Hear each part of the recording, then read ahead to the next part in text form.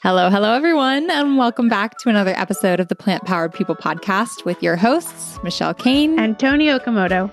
Today, we're really excited to welcome back for the second time my really dear friend and neighbor, Crystal. She came on in season 1 for our episode that was called The Weekday Vegan. And it was one of our very first episodes. It's a really popular one and also maybe a little controversial, but that's what we do here. Crystal has since abandoned plant-based and vegan food altogether, stepped back in, and I think you're all going to love where she is in her journey now. Her story is really relatable and she is super authentic. And I think there need to be more examples like Crystal out in the vegan space of people who have stepped away and decided to come back. And that's okay. That is totally fine. We're glad to have you. There's a saying, we want a vegan world, not a vegan club. So I am happy to have her back. Before we get started, we want to say a big thank you to our sponsors of this episode, Better Than Bouillon and Live Bar. I know I have been loving Better Than Bouillon for so long, and I started with the seasoned vegetable broth, and it is so good. But now that I know of the no chicken, thanks to Michelle, I use that thing in everything. My gravies, my soup stocks. Yeah, I always have a trio at home. I have the vegetable base, I have the no beef and the no chicken because those are the staples, but there's actually a whole bunch more that I didn't even know they had that were vegan that I learned about a couple years ago. They have a roasted garlic base, which is absolutely delicious, sauteed onion base, just so many good things. They also have a no beef base. Yeah, I mentioned that one. Okay. That was one of the ones. I feel like I've always known about the no beef and the no chicken, but there are these other ones I just didn't assume were vegan. My friends brought it to my house and gifted it to me because they know that I love it. And they traveled all the way from Seattle and they're like, here you go, here's this gift. And I was blown away because I'd never had the no beef. Speaking of which, we should make a pho recipe because we love a noodle soup. Good noodle soup. I remember I always used to go to a pho restaurant where they had vegetarian noodle soup. And I later found out it was actually beef broth. The no beef and the no chicken are packed with flavor and bring that familiar taste. So I'm really appreciative. They're the only ones that we use in our house. And if anyone is listening and interested in purchasing it, it can be found at your local grocery store. They're super accessible. And you can also conveniently purchase it at their website, betterthanbouillon.com. Yes. And then another reason that Better Than Bouillon is awesome and we love them is they come in glass jars. So it's unlike the bouillon cubes that you'd get maybe traditionally at your grocery store. Maybe those are the ones that use. These ones are a little bit more eco-friendly. They have tons of servings per container. Definitely check out Better Than Bouillon. We are also excited to introduce you to Live Bar. They are a tasty bar that is made from ingredients I'm familiar with. And what's super cool about them is that before they didn't have a whole line of vegan bars, but now to accommodate vegans, they have reformulated their bars so that everyone can enjoy it, which I really, really appreciate it because I enjoy eating them. And they're an excellent product to keep in my glove compartment, make sure I have it in my purse so I don't get hangry. And they're also fun to use in other ways, like putting it on a smoothie or pressing it down to make a pie crust. That's brilliant. I also appreciate that they are 100% USDA certified organic. I try and shop organic whenever I can. I'm not a fan of pesticides and also just want our world to be clean. So that's something that's important to me. And I'm grateful that this bar is fully organic. And I'm also excited to try all their other flavors. Since they reformulated a whole bunch more, you can check out their website, which is just livebar.com to see the other flavors available. And I haven't tried them all yet. Tony, what's your favorite? I really have been liking the one I'm actually currently eating right now, which is the ginger lemon turmeric bar. It comes in a nice package, which gets me ready to eat my turmeric bar. And when you open it, what I like is that the texture is stuff that I know. I can see the seeds in there. I can see that it has pumpkin seeds. Sesame seeds. Sesame seeds. Yep. I love being able to see it instead of like a really compacted mush bar. So I really appreciate the taste, the convenience, the fact that I can just keep it in my purse and it's great snack. Yes. And Live Bar is kindly offering our audience and our listeners a discount code. So if you want to get 20% off your purchase at livebar.com, you can use the code plantpowered20. Plantpowered20 at livebar.com. Thank you so much, LiveBar, for supporting the Plant Powered People podcast. Hi, Crystal. Welcome back to the show. Hi. We loved your episode, and we know it was so helpful for a lot of people in season 1 when we put that out. I think that was when we launched the podcast with our original 3 episodes. You were one of those 3 episodes. And since then, we're positive it has had a great impact on people who are just stepping into plant-based living and who may not feel ready to take the full leap and become all-in vegans. And so we did the episode called Weekday Vegan about eating plant-based Monday through Friday and then choosing whatever you want to eat on weekends with your family. So you were vegan 5 days a week for how long? I think I did that for about 3 months, maybe. 3 months, okay. It wasn't that long. It was about 3 months. And then what happened? I believe, oh gosh, what year was that? I think we may have gone on like a trip or something. And then I know shortly after, so maybe, was this 2019? I can't remember. I know maybe not shortly after, but I know what kind of solidified the fact that I was not going to be able to keep doing it was becoming pregnant with my now 2-year-old and realizing that I could not commit.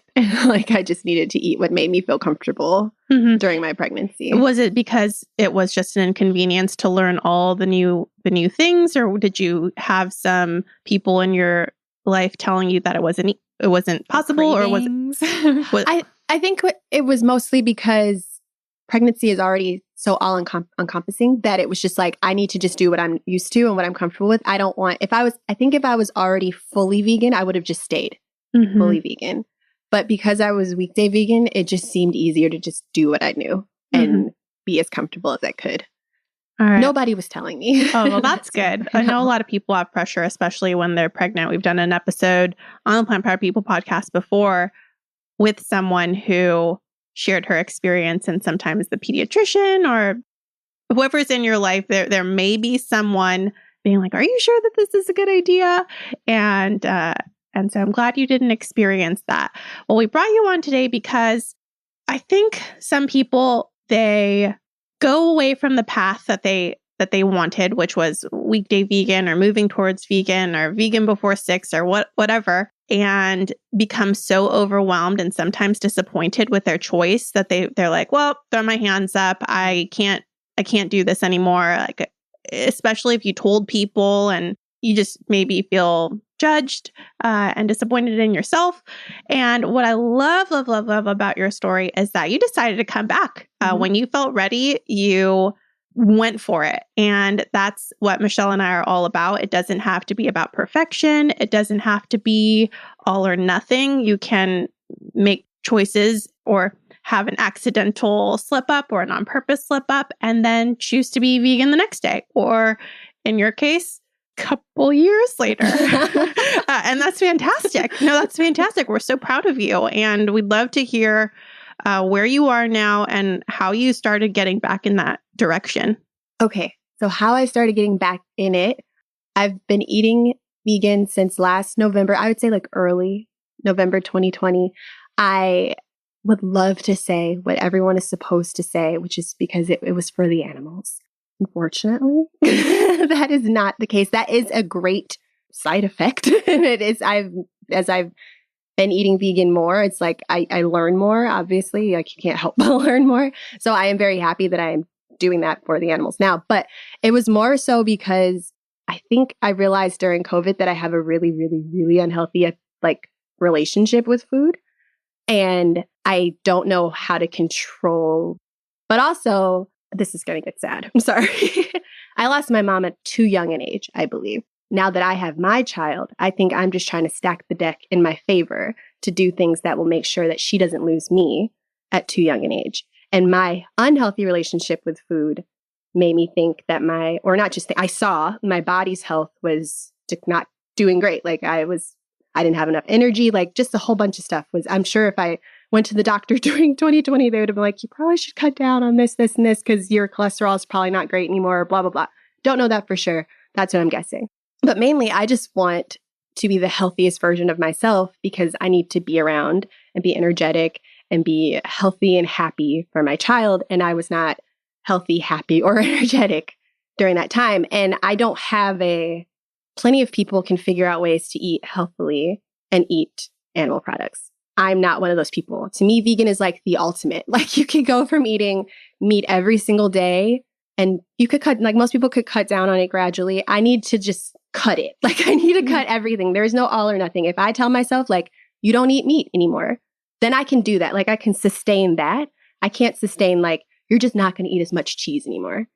I can't sustain that. Now I'm confused because your Instagram handle is not strictly vegan. Yes. So tell us about what that means to you. I started that Instagram handle when I was in November, I started it Weekday Vegan. Shortly after that, like not even 2 months after that, I realized I wasn't eating meat on weekends. So it was just like, that's what I started doing because I was like, that's what I did last time. I was successful that way. Every day during the week, I can be successful in doing that. I got really into cooking food though, and I hated cooking my entire life. Like, I mean, detested it.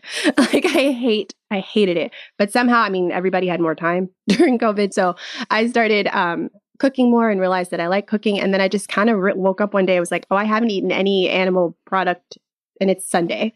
So I haven't been a weekday vegan per se, probably since like the first month. So the handle is based on that, like the initial coming into it. But I think at this point, it's also based on the fact that I live with 2 non-vegans. And so it is nearly impossible. I make the conscious choice not to eat animal products, but I inevitably like I still make my child food and I taste her food because I want to make sure it either is not too hot or it tastes good. So like stuff like that will still happen. So that's why I don't feel the need to like change my handle. Also, I think it sounds cool. I remember when you first were planning on starting Instagram and I was so excited because we hang out all the time and we were cooking and things and we are like, oh, this will be so fun. And you were kind of nervous about, could you choose a title like that without being fully hated by everyone because it's kind of in neither boat. And I was so excited that you were going to go for it with Not Strictly Vegan because that was the power of bringing you on as a weekday vegan, showing that you can be plant forward or even vegan but imperfect is such an important model to set for people who aren't in a place to embrace perfection, which reality check, none of us are perfect, of course, but also like to go 90% or 95%. That's where massive change can happen. And that's where it becomes realistic for a lot of people that it wouldn't otherwise be. And so I think setting that example, even though you will have occasional people maybe throwing some shade your way for being imperfect in their eyes, I just think it's a really great handle to have and that you're going to carry that with you, even though you're pretty much vegan. Also, we hang out every weekend and I didn't know you were fully vegan until like a couple weeks ago, I think. Also, I think Michelle's downplaying her excitement about the Instagram handle. I told her that I'd started the Instagram handle and I'd never posted on it. I think I had it like for a month already. And she's like, you're posting tonight. And so like my very first post is stuff she cooked because she was like, you are posting tonight. Also about the not cooking, when you first were even dabbling in vegan, which I remember you did our meal plan, the plant-based on a budget meal plan. And you were like, okay, well, I'm going to try and do this, Michelle, 5 days a week, but I hate cooking. I don't want to cook food. I don't want to spend time in the kitchen. I don't eat beans. I don't like nuts. I don't like, there are all these foods that are like the staple of vegan. Still don't like them. And in my head, I was like, each little thing was like, oh gosh, is this even going to be possible? Like, you even looked very nervous at the store. It's kind of hard. I forgot that you did our meal plan and don't eat beans. It's now coming back to my memory that Michelle was like, okay, so how do you make these tacos without beans? And I'm like, oh. I went to the store with Michelle and she looked a little like, crap with it. Well, because we were doing specifically on a budget. Rice and beans are the staple. And like the easy, like, oh, you can always swing by Chipotle if you're starving, but like, no, you can't have beans. But the crazy thing is that now that you've had time under your belt, like really getting playful in the kitchen and cooking with your daughter, which is so sweet, cooking and baking, You have become my cooking inspiration. You post things and I'm like, oh my God, I need to make that. You're like, Michelle, have you followed this Instagram account? Their food is amazing. And so it's been really cool to see that transformation. I also want to acknowledge that your experience is very relatable. Mm-hmm. Not everyone can go plant-based overnight and then stick to it forever without any slip-ups or any obstacles that are thrown at you every single day. Yeah. And I know that for me, I went vegetarian and felt very committed. And there were some things that I remember the very first day I went vegetarian, I went to Trader Joe's and bought the corn dogs, and the corn dogs had eggs. So I did things that I didn't know. But then also I was a nanny, and I remember making a turkey sandwich, and it just looked so good. So I ate one. And I thought, oh my gosh, I'm like the worst vegetarian ever. How am I, should I quit? Should I stop? Tomorrow? Should I go back to it? It can be an overwhelming experience when you don't have a community who is in your home with you, or who's part of your family who's doing this with you and can be like, you can get back up. You can continue being vegetarian tomorrow, even though you ate that turkey sandwich right now. And I love that you're being an example for everyone who's eaten that turkey sandwich, or who's gone on vacation with their family, or who, Michelle and I were talking to someone who had a little bit too much to drink and then ate some appetizers that had animal products in them. And it's such a relatable story. So I'm appreciative that you're here talking about your experience. I think that also is why I wanted the Instagram account, because it's like an accountability thing too. Like if I'm posting my food, then I'm more likely to keep, at least in the beginning. Now it's a little easier. But like in the beginning, I was like, well, if I have to post about the food, then I will not have to. But like if I post about the food, then I'm more likely to keep eating the vegan food. Also, to your point, I have like 2 followers, but my 2 followers constantly DM me and say like, oh, I like if I say like I messed up here or I messed up there, they're like, I do that all the time. And it's people that like it seems in their bios that they are perfect vegans, but they are not. So, also, you have a lot of followers, and those listening, you should definitely follow Crystal for like real life food, not these perfected Instagram photos of things that you're never going to make. Like these are like awesome looking recipes. What did you just make? You just made jackfruit and Impossible meat ribs. Yeah. I mean, Instagram is a treasure trove of like amazing recipes. I think that's what made me want to cook. Like your cookbook, I cooked like half of in the first month. And then I was just like moving on to other cookbooks. But then when I discovered like you can just make the stuff that you see on Instagram, I was like, oh, this, like, it not getting bored also helps. Like not getting bored with what you're eating. Did you find accounts that they looked like what maybe you resonated with them more? So the vegan ribs are from @Black and Vegan. It's actually @BLK and Vegan. And she eats the way I feel like I ate growing up. Like her, like even just the way she seasons food is like, that is relatable to me. Like that is how I grew up eating, but she's eating it vegan. Like she veganizes stuff that she's not even just, she'll sometimes just have like a Chipotle bowl, but it's just like the way she'll season it or what things that she puts in it. I'm just like, oh, that's how I would do it. Like that makes sense to me. So yeah, that's also been very helpful. There's others too, but that's the one I can think of because that's the ribs I made yesterday. That's awesome. And what took you over the edge? So you started with not strictly vegan, doing it Weekday Vegan. How did you decide, I don't care that 2 people in my family don't eat vegan and don't want to always eat vegan, and I'll still cook for them, but I'm going to on weekends even make something separate for myself? I don't think I decided. I just think I started doing it. I don't think it was like a conscious decision one day. I had a weekend. I was like, I don't think I've eaten meat this weekend. And then I had more weekends when that happened. And so now I will say like, I am always trying to make the intention not to eat animal products. It happens. Again, Michael, we don't have to eat the same thing, but it's really hard with the toddler not to eat things or at least taste things. Like now she tries to put her food in my mouth. Like it's like a whole thing. So, but yeah, I don't think it was ever a conscious decision. It was just like one day I realized like, oh, I'm not eating meat. And like Michelle said, she sees me every week and she didn't even realize it was happening. I never let myself think that unless it's like firm, because I get too excited. But I just had no idea. Yeah. You could be called the accidental vegan. Yeah. I would, if Imperfect Vegan wasn't taken, I would have picked that Instagram handle. What better thing could you have to endorse the way of eating than you not even having to really push for it anymore, or really be thoughtful, or prevent or stop yourself from eating things that you want to eat? Do you still feel that way? Like you're like, oh God, I have to hold back from this thing that I want? Or have you sort of crowded it out with all these new things you've been trying? I mean, I do get scared of the day that I'm like, I have nothing that I want to try to cook. Oh, wow. That day does scare me. Tell me when that happens so I can give you one of my 1 million cookbooks. Okay. That is what's stopping me from buying a bunch of cookbooks. I'm like, I need to keep these in reserve, like for when I need a new recipe. Honest to God, that is what's stopping me. Growing up, I hated cooking. I hated baking. So there's things I didn't even know you could do yourself. Like I thought you bought those things. So like, or I thought it was easier to buy them.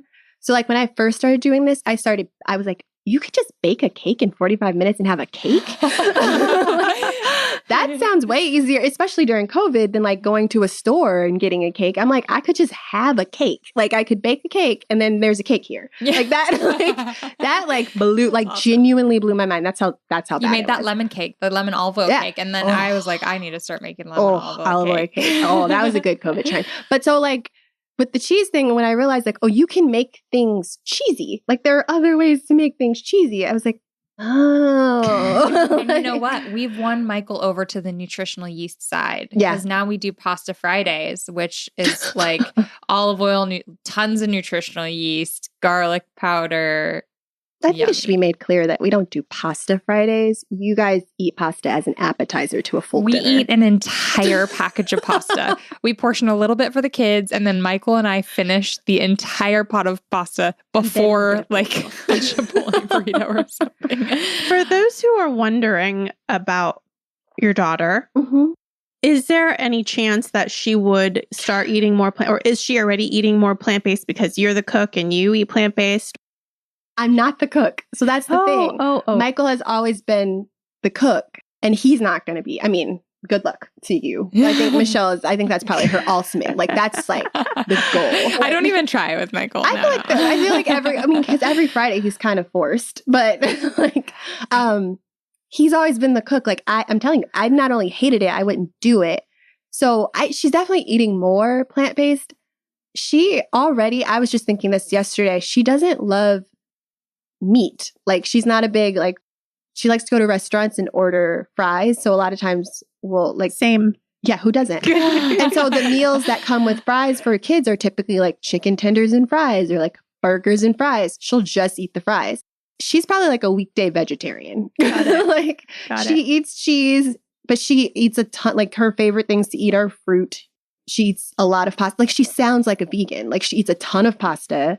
She eats a lot of fruit. And Crystal, you're constantly sharing what you made. Like the other day you made banana ice cream, which is so cool because that's just frozen bananas blended. Yeah. And she's getting exposed to things like that I think most kids don't. So she's going to have such a well-rounded like exposure to food and whole foods too, which is really cool. I think at this point with her, I would wait until I'm not going to like, she's still trying to figure out food and like what she likes to eat. Can you tell everyone how old she is? She just turned 2 in June and she's opinionated. So I think at this point, I will kind of follow her lead. I will keep giving her plant-based foods and plant-based meals. Like yesterday, she will either spit them out or eat them. And then my husband will just keep giving her the food, the other, like she's eating mac and cheese right now. It's not vegan mac and cheese, but she also likes vegan mac and cheese. So like she's just getting exposed to both things. And I think at some point I will talk to her when I think she understands and she notices that I eat different than her and tell her like why. And then she can just make that decision for herself. I don't plan to judge my kid about the way she eats. Beautiful. I used to babysit a lot of kids growing up and I'd say probably half of the kids, if they noticed, who would notice what I was eating, that I didn't eat meat, would ask what that was. I'd tell them I'm a vegetarian because I love animals. I just don't want to eat them. And about half of them would say, I don't want to eat animals. I want to be vegetarian. But they didn't have the choice with their families to make an independent decision about food. So they would say, and I never pushed this. I never even really furthered the conversation because I just felt that's not my place. But they would tell me actively that when they get older, that's the choice that they wanted to make. Yeah. And I don't think any of them did because it was like out of the moment, out of the time and place.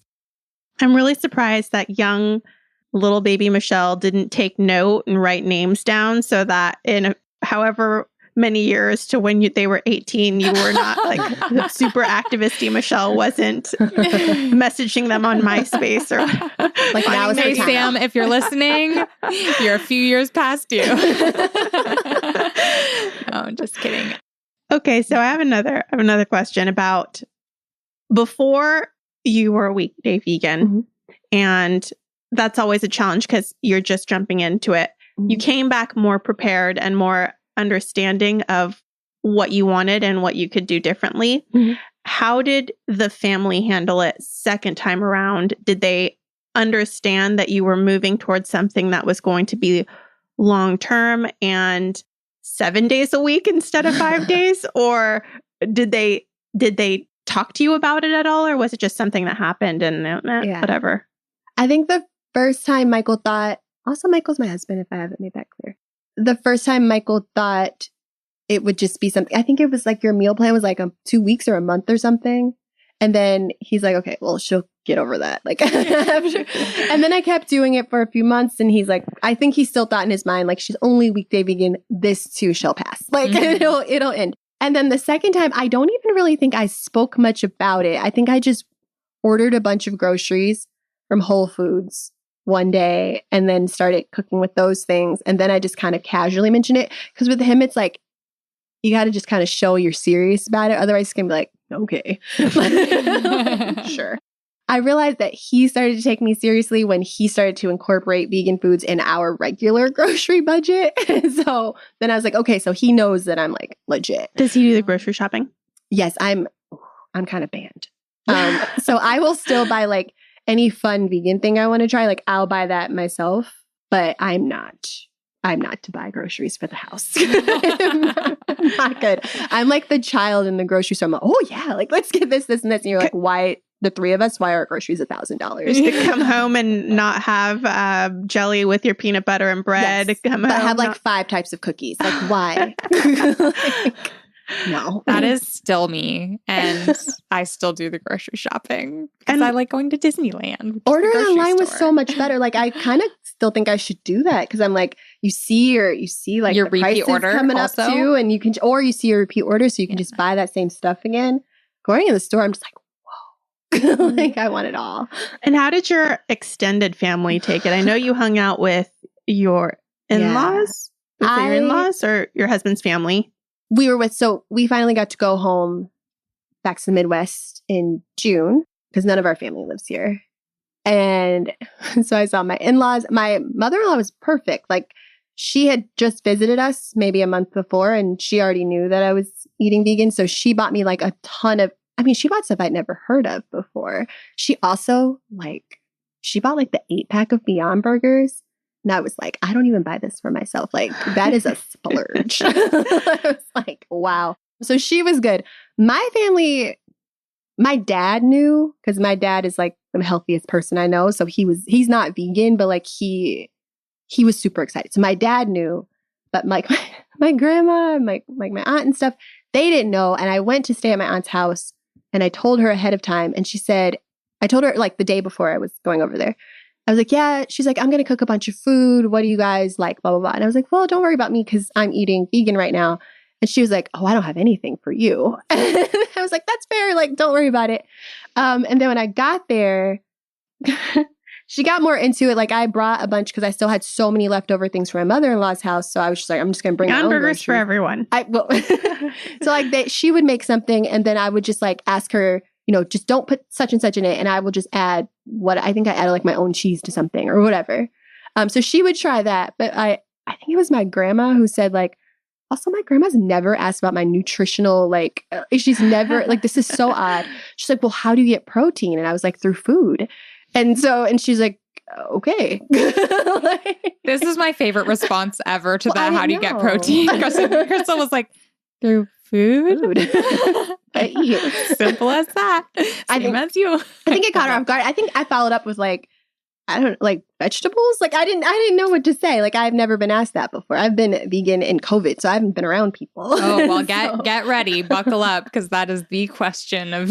It's funny because I could eat McDonald's every day for the rest of my life, and people in my life would never ask me about my nutritional needs being met. Yeah, if I start eating beans and lentils and split peas and produce, and they're like, "Ooh, but how? Is this okay?" Kale smoothies. It is so odd. Like I've eaten the craziest things in front of them, and they were never like, "Oh, what about your vitamin C?"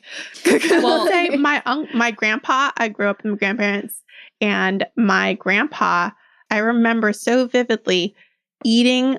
Those whole long pieces of salami that are dried. Yep. And they're like they white have them on like the on outside. the airplane they give them to you. And I remember I was eating like a whole one, just like biting off. I didn't even cut it. I was just biting it. And my grandpa was like, I'm going to show you something. And he opened up his shirt and he had this big incision scar on his chest from when he had his first heart procedure and said, I used to eat salami just like you, and that did not work for me. And it's unfortunate because he later passed away from complications and triple bypass surgery. But that was the first time I remember thinking, what the heck does food have to do with my heart? Wow. I've never heard you share that story before. That's so intense to be. Wait, how old were you when you saw that? I was little. I didn't even understand it. That is powerful. That's a powerful lesson to share with a child. That's so cool. I get that though. I think again, like that's part of the reason I wanted to eat vegan. And my mom didn't pass away from anything like she ate. Like it wasn't it had nothing to do with that. But I'm just thinking like if you want to stick around as long as you can for your kid, like you got to treat yourself better. And I don't think in any way going vegan means you eat healthy like instantly. It just for me, I've been making way healthier choices. Like right now, Crystal's snacking on a tub of tomatoes from They are Tony's the best garden. tomatoes I've ever had. They're so good. Awesome. Well, I will say that I feel like your family's response as like the first vegan that probably any of them have had close exposure to was so great. I mean, Michael's mom going above and beyond and getting all those foods. That's what my husband's mom did when we came home. And I remember just being floored because it took me a long time to even figure out what products are out there, what to do, how to cook, how to shop. And so for someone else to take you under their wing in their home and provide that, that's amazing. It's also so cool to be the first person who your family gets to know who's living this lifestyle. I know for me, my parents at first were like, what the hell? Like, how did this happen to us? God has forsaken us with this hippie vegan.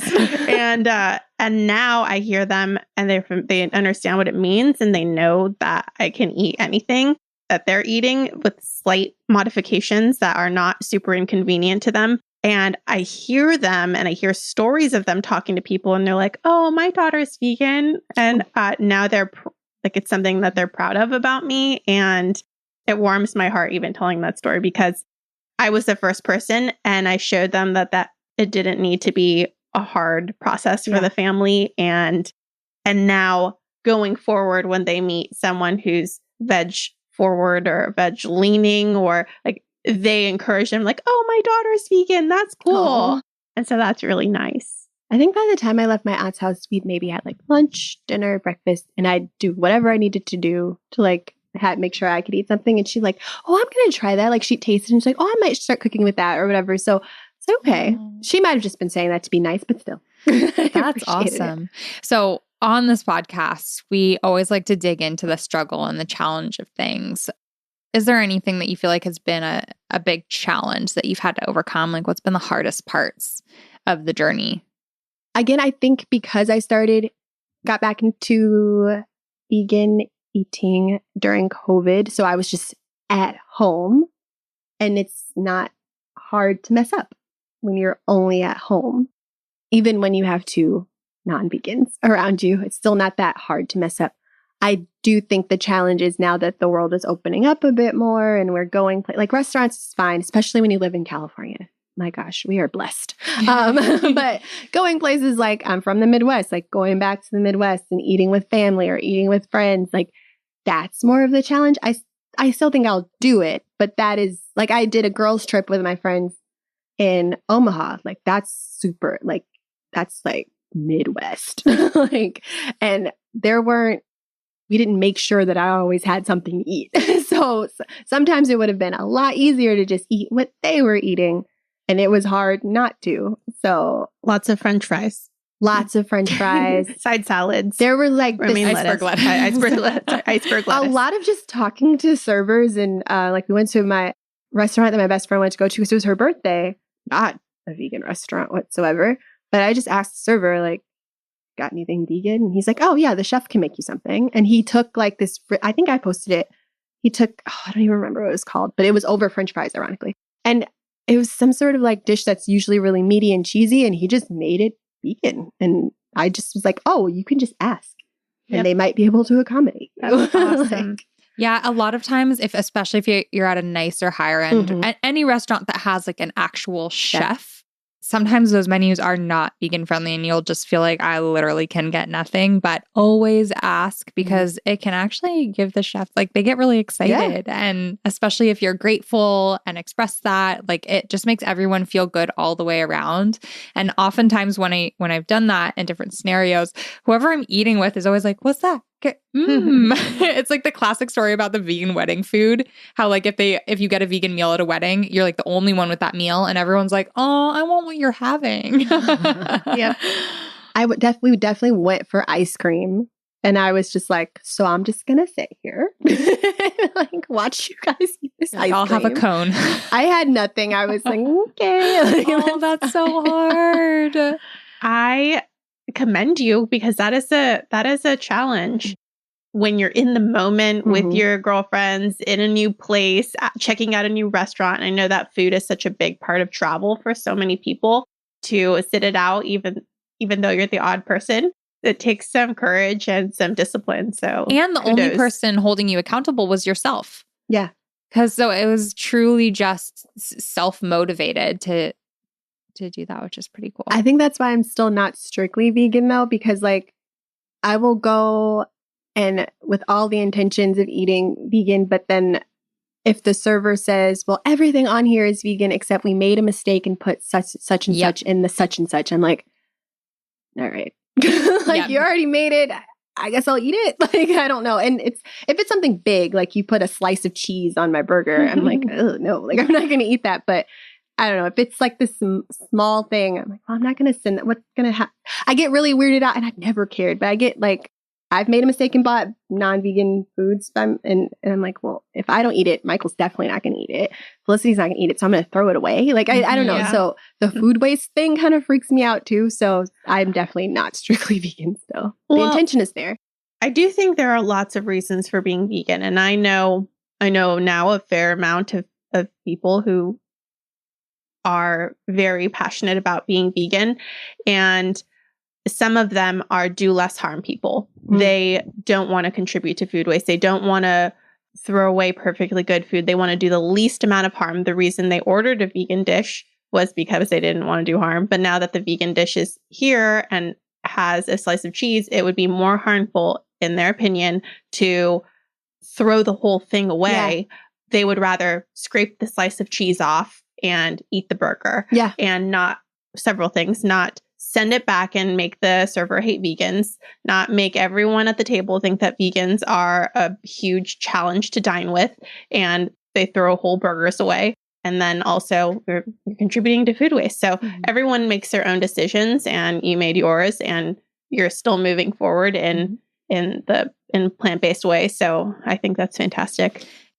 It makes me sad seeing someone in your position where you're like, I'm pretty much vegan, but there might be these situations, to classify as not strictly vegan, because I really hope that we get to a point where we can just say we're vegan. And if something happens or something comes up or something's not vegan, or you make a choice that you think is better for the world, even though it's not technically vegan, that word is not policed, and we can still feel free to embrace it without judgment and without perfection, because I've just seen so much damage happen from people feeling like they just can't do it well enough. And so then stepping away from the word altogether. I mean, I've felt that way. I have felt drive to step away from the word vegan because I don't want to make anyone else feel like they have to live under this pressure of perfection and all the policing going on. So I'm really excited that we're entering hopefully a space where there's just more understanding. And my hope is for anyone listening to have compassion. I know Crystal has experienced at least one case of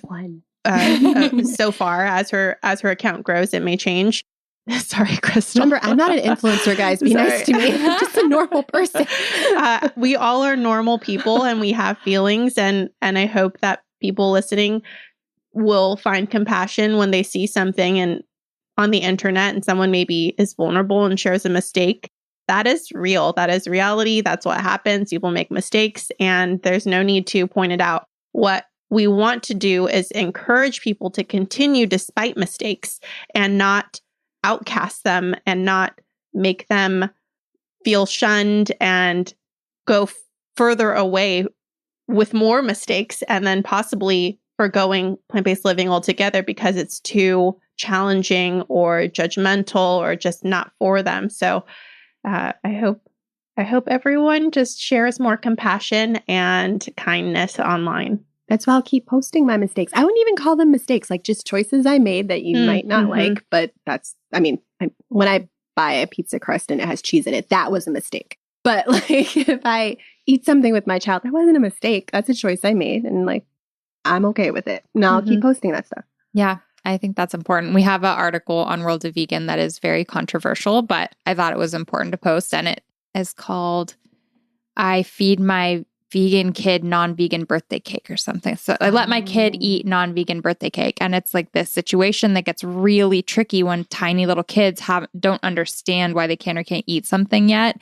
And to police that with them is a pretty tough situation. And it's not to endorse one way is right, one way is wrong, whatever, but just to know that there's different ways of approaching eating and different ways of applying compassion to our actions surrounding food. And vegan is one word and one meaning and one tool to apply to ourselves or the food that we eat to try and apply compassion in our actions. So it's just a word. And yeah, there's a lot of ways to go about it.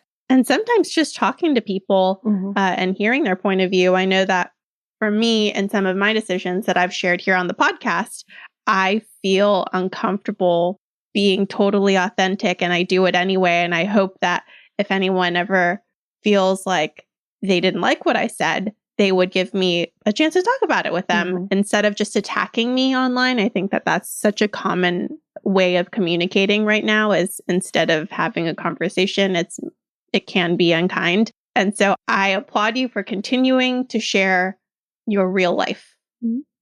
Yay. Yay. All right. Well, thank you so much for chatting with us and for coming back onto the Plant Powered People podcast. I hope people will go find you. What is your handle? Not strictly vegan on Instagram. And are you on any other social media platforms? That's the one. Not that they need to know about. All right. Well, thank you again. Thanks, Crystal. Thank you. I really appreciate Crystal for coming on and sharing her real story. I think sometimes there's so much pressure to be perfect that people are really filtered and maybe wouldn't share if they accidentally or on purpose made a decision that wasn't in line with the vegan lifestyle. And so the fact that she's on here and being really vulnerable about it makes me feel inspired. And I hope it does to you as well. Yeah, it takes a certain type of strength to embrace things that could be criticized. So thank you again, Crystal. A quick reminder to check out our sponsors, Better Than Bouillon, which is our favorite soup broth base and also a concentrated paste that works to boost up the flavor in anything that you're cooking. Yum, yum, yum. Definitely keep an eye out for them in stores if you haven't seen them already. And a big thank you to Live Bar. Again, you can get 20% off with Plant Powered 20 at their website, livebar.com. This was also a really fun episode to record because we were able to record it all together, which we haven't done for some time because pandemic life happened, but also we oftentimes have to record remotely because our guests are from all around the world. So this was so fun. Thank you all for listening. And just a big thank you for all of your support of the Plant Powered People podcast. It means the world to Tony and I, to all of our Patreon supporters, growing community of you listening who have gone the extra mile to support us at patreon.com/plantpoweredpeople. Thank you so, so much. And then also those who have left reviews on our podcast, and even the Friendly Vegan Cookbook who have left reviews on Amazon.